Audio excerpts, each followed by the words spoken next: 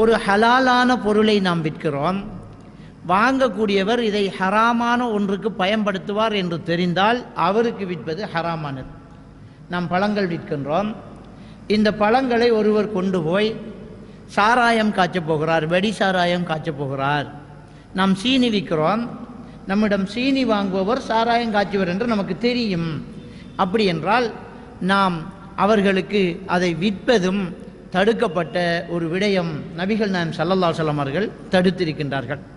சஹாபாக்களுடைய காலத்தில் அன்றைய இஸ்லாமிய அரசு இருக்கும்போது ஆயுதங்களாக பயன்படுத்தப்பட்டது வாள், கேடயம், இவைகள் தான் அன்றைக்கு ஆயுதங்களாக இருந்தது.